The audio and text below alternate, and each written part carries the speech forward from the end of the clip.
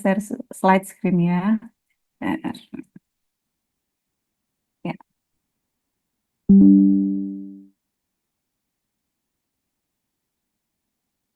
Sudah tampak ya, udah terima ya. Sudah, Dok. Oh ya, terima kasih.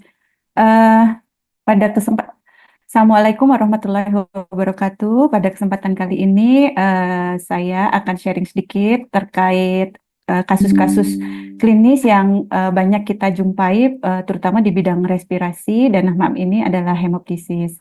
Apa sih yang harus kita perhatikan dari hasil-hasil imaging yang didapat? Berikut dari overview dari presentasi kali ini. Sebagai awal, kita tahu bahwa hemoptisis adalah batuk darah. Batuk darah ini eh, harus berasal dari alveoli atau airway saluran napas yang bagian bawah. Jadi harus dibedakan dengan pseudohemoptisis yang misalnya dari nasofaring atau mungkin hematemesis yang berasal dari GI tract. Kenapa penting untuk mengidentifikasi hemoptisis? Karena memiliki resiko yang mengancam jiwa. Bukan hanya terkait jumlah volume darah yang dikeluarkan oleh kasus hemoptisis, tapi juga terkait dengan problem-problem asfiksia yang bisa menjadi resiko primer pasien bisa jatuh dalam kondisi life threatening. Di sini penting sekali peran imaging, terutama CT scan, karena sifatnya non-invasif dalam mengevaluasi penyebab sumber perdarahan dan juga mengidentifikasi struktur vaskular yang terlibat. Karena nanti akan ada tindakan terapeutik yang terkait dengan ranahnya Dokter Agung ya, tindakan intervensi. Secara klinis, di grading hemoptisis umumnya didasarkan pada volume, bisa mild, moderate, atau severe. Cuma ini memang masih dalam kontroversi karena belum tentu yang masif itu life threatening, tapi belum tentu juga yang mild ini tidak life threatening gitu, seperti itu. Jadi kebanyakan memang membaginya dengan berdasarkan berbahaya atau tidak berbahaya. Penyebabnya banyak sekali hemoptisis. Cuma dari literatur terbaru disebutkan bahwa kita bagi berdasarkan dua, yaitu primer, kausa primer dan kausa sekunder. Kausa primer ini secara mudahnya bisa dianggap bahwa pembuluh darah itu memiliki eh, kelainan ya, baik itu yang sifatnya penyakit kronik sistemik maupun kondisi-kondisi kongenital atau kondisi-kondisi yang menyebabkan pembuluh darah menjadi permeabilitasnya terganggu seperti vaskulitis misalnya. Nah, ini harus bisa dibedakan berdasar dari gambarannya untuk kita tentukan penyebab pastinya. Di sini bisa disebabkan oleh hipertrofi dari vaskuler, jadi terutama arteri bronkial yang mengalami dilatasi, atau kemudian juga ada pseudoaneurisma dengan sebab apapun. Kemudian bisa karena kelainan kongenitalis, salah satunya sequester dari paru-paru. Kemudian bisa dengan AVM, pistel, baik itu karena kongenital atau trauma, dan vaskulitis tadi ya. Jadi kapiler-kapiler, adanya gangguan vaskuler dalam level kapiler. Kemudian penyebab sekundernya ini yang paling sering ditemukan sebenarnya bisa karena infeksi yang menyebabkan gangguan parenkim ya, kerusakan parenkim. Jadi kalau sekunder ini istilahnya penyakitnya berada di parenkim tapi akhirnya mempengaruhi dari pembuluh darah. Jadi bisa karena infeksi, baik itu karena TB, jamur, atau pneumonia yang menyebabkan nekrotisasi ya, jadi dia gangrenus, jadi kavitari, kemudian merusak jaringan bisa menyebabkan perdarahan. Atau mungkin karena tumor-tumor yang mengalami nekrosis, di mana perdarahannya ini bisa tampil sebagai gas opacity, konsolidasi di sekitar tumor. Kemudian juga airway invasion ya. Jadi secondary kasusnya itu bisa karena invasi dari tumor juga yang melibatkan airway, misalnya pada bronkogenik CA, kemudian atau adanya bronkolit, yaitu lymph node yang mengalami kalsifikasi yang letaknya persis di dinding dari airway. Jadi kalau untuk imaging apa saja yang dibutuhkan dalam kasus hematitis, setelah menentukan apakah pasien itu dalam kondisi life threatening atau tidak, sebenarnya imaging yang digunakan semuanya hampir sama ya, dengan dari chest radiografi, CT scan dengan kontras atau mungkin disetting sebagai CT angiografi. Tetapi kalau yang untuk life threatening kita bisa masukkan bronchial arteriografi ini langsung setelah diagnosis hemoptisis. Yang membedakannya dengan yang tanpa life threatening bronkoskopi ini harus melewati fase imaging dulu sehingga nanti bisa dipastikan aman untuk dilakukan bronkoskopi. Protokol CT scan-nya kurang lebih untuk CT angiografi untuk memvisualisasikan arteri mesti kita akan gunakan fase arterial dan harus menggunakan injeksi kontras. Jadi untuk CT scan ini diperlukan alat injeksi kontras khusus karena kita harus mengejar fase arteri yang cukup cepat ya.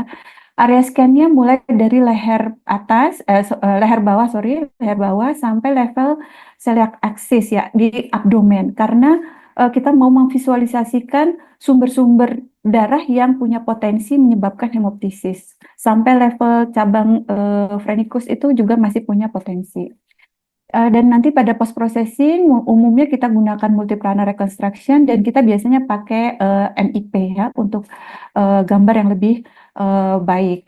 Kemudian untuk teknik jangan gunakan salin chaser, jadi tidak dipakai tambahan salin karena takutnya ada dilusi kontras di dalam arteri pulmonar. Biasanya dalam hasil CT scan yang kita dapat bila sebelum CTA ya, mungkin dengan CT scan biasa atau pre-kontras atau mungkin CT scan yang tanpa protokol CTA, kita akan menemukan tanda-tanda perdarahan. Tanda-tanda perdarahan itu dalam bentuk alveolar hemorrhage. Alveolar hemorrhage ini memiliki tanda berupa ground-glass opacity atau konsolidasi tergantung jumlah darah yang masuk ke dalam alveoli. Dan itu akan tampil sebagai bentukan-bentukan GGO dan juga kadang sebagai crazy paving pattern di mana interstisial ini juga ikut menebal sehingga membentuk paving-paving yang seperti susunan batu seperti itu ya. Jadi sebenarnya salah satu DD bentukan crazy paving yang ditemukan pada CT pattern di hasil pemeriksaan adalah salah satunya adalah perdarahan alveolar.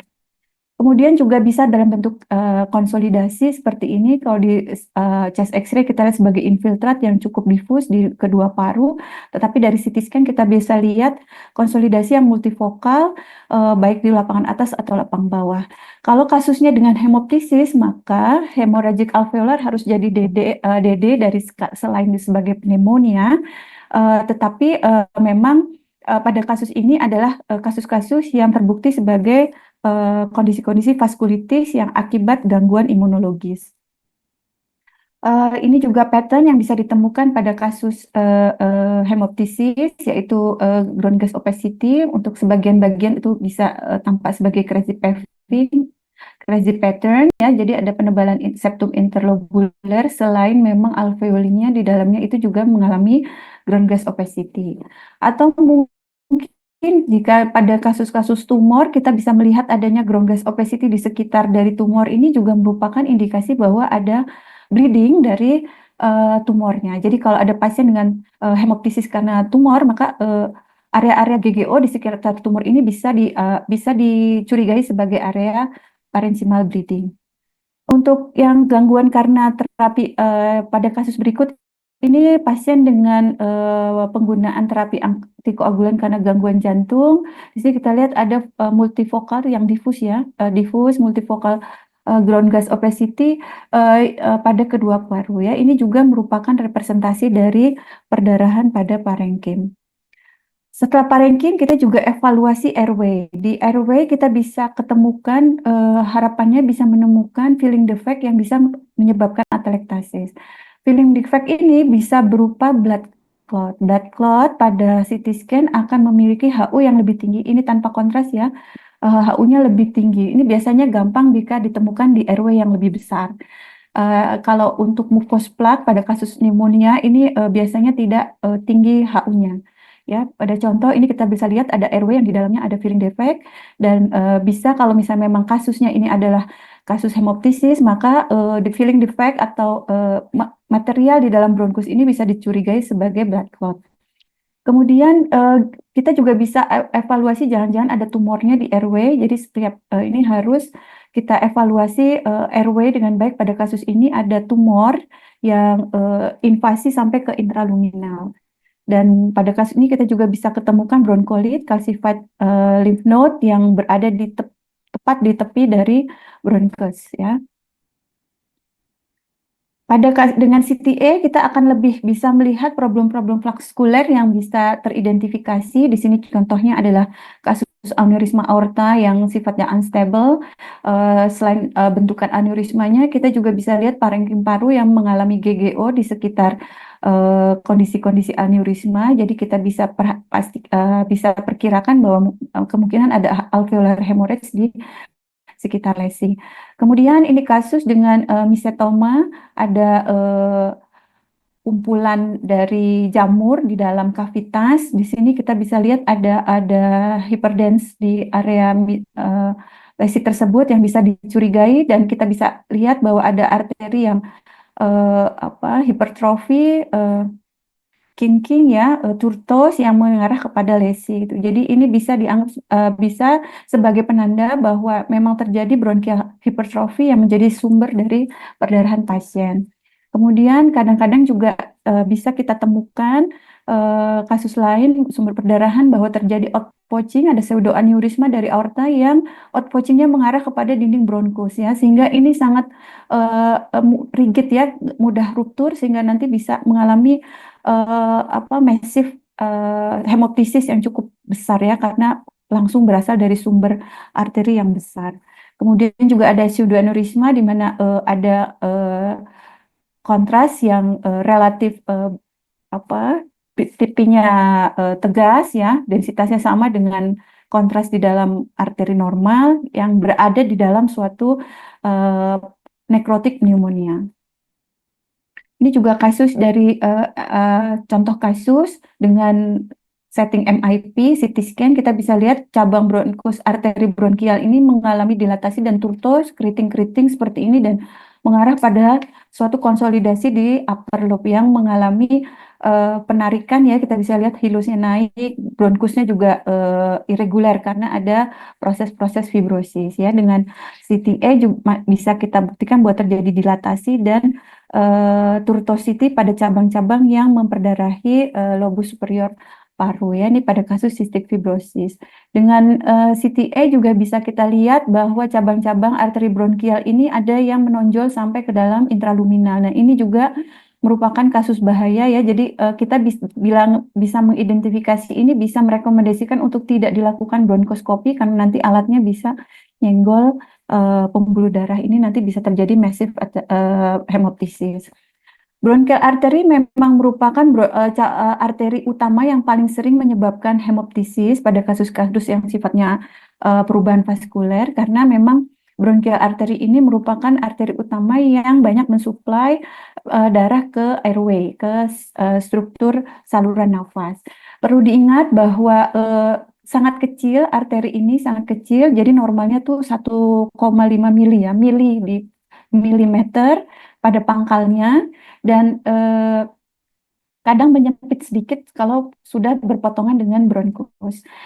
Bila sudah melebar sampai 2 mili, indikasinya untuk embolisasi katanya gitu ya. Tapi mungkin dari CT scan akan sulit untuk mengukur-ngukur terlalu detail ya. Tapi kalau misalnya dia sangat mudah teridentifikasi, biasanya itu sudah mengalami hipertrofi. Ya, perlu diingat bahwa arteri bronkial merupakan cabang langsung dari aorta. Juga di daerah toraks ini perlu diketahui cabang-cabang arteri sistemik non bronkial yang juga memperdarai area toraks ya, misalnya cabang-cabang interkostal yang banyak, kemudian arteri vertebral, arteri kemudian arteri tirokocervical trunk, internal mammary ini juga paling sering mengalami dilatasi, kemudian lateral thoracic ini di daerah-daerah perifer ini juga bisa mengalami problem bila pada kasus-kasus hemoptisis. Ya. menit ya. Arteri bronkial ini merupakan arteri utama yang memperdarahi dinding airway, sehingga bila nanti terjadi problem maka dia akan mengalami hipertrofi karena menerima darah sampai naik 30% dari normalnya, sehingga cenderung untuk ruptur. Interpretasi dan diagnosis approach dari CT scan sendiri adalah targetnya identifikasi pendarahan di parenkim paru terlebih dahulu. Ini pakai CT biasa kita bisa lakukan. Kemudian untuk menentukan penyebabnya maka harus dilakukan CTA, dan ini nanti kita bisa menentukan primer vaskuler atau sekunder. Kemudian nanti korelasikan juga dengan data-data yang sifatnya klinis untuk mengerucutkan diagnosis. Perlu ditentukan juga sign-sign khusus di CT scan ya, bahwa kita juga punya tanda-tanda parenkimal yang menunjukkan ke arah perdarahan. Kemudian tadi seperti tadi disebutkan GGO maupun konsolidasi ya. Kemudian vascular sign, misalnya ada jumlah feeding artery yang menjadi bertambah, jadi ukurannya bertambah. Kemudian tanda-tanda pada parunya ada infeksi, tumor, dan juga adanya vaskuler-vaskuler yang bentuknya berubah, itu juga harus jadi perhatian. Nah, ini beberapa kasus yang bisa kita pelajari bersama. Eh, ada kasus dengan hemoptisis GAT1-2 non-SOPT, kita lihat ada kavitas bilateral di apex. Dengan dengan teknik MIP bisa kita identifikasi adanya hipertrofi dari arteri bronkial sini yang mengarah kepada lobus superior yang mengalami kavitasi besar ini ya. Jadi ini hipertrofi dari arteri bronkial yang kemungkinan menjadi sumber dari hemoptisis yang dialami pasien. Ya, ini contohnya. Sorry. Ya, ini juga kasus TB ya. Kasus TB itu banyak sekali dan kecenderungan untuk menjadi hemoptisis besar ya. Ini dengan lesi yang dicurigai misetoma di lapangan atas paru. Di Kalau misalnya boleh di ya, kita lihat bahwa cabang arteri juga turtos dan mengalami hipertrofi, dan pada area yang ada misetomanya ini ada akumulasi kontras yang kita curigai sebagai bagian dari penyebab dari hemoptisis. Mudah-mudahan bisa dilihat ya, karena kecil ini. Mohon maaf, Dokter Era, Ya, waktunya tersisa 5 menit. ya, terima kasih dok. Udah tinggal sedikit ya dok. Ya, ini juga kasus dengan tuberkulosis ya. Kita lihat konsolidasi dengan air bronkogram di lapangan atas paru dengan fibrosis, hilusnya sudah terangkat ke atas, penanda retraksi. Kalau sudah begini kita lihat kalsifikasi yang cukup banyak, tapi dengan MIP ini kontras ini kita bisa lihatkan bahwa arteri bronkial ini turtos ke atas ke arah area-area konsolidasi, dan cabangnya menjadi lebih banyak gitu ya ke area-area yang mengalami sakit tadi. Nah, ini contohnya turtosity dari arteri bronkial, dan ini bisa merupakan penanda bahwa terjadi hipertrofi arteri bronkial sebagai penyebab daripada hemoptisis pasien. Ini juga kalau ini kasus tumor paru ya, jadi ada tumor paru besar, sangat besar, sudah beberapa kali embolisasi ya, ada bekasnya. Kita bisa lihat bahwa tumornya sangat besar di lobus inferior paru, dan dengan MIP ini kita bisa identifikasi feeding arteri yang bisa jadi sumber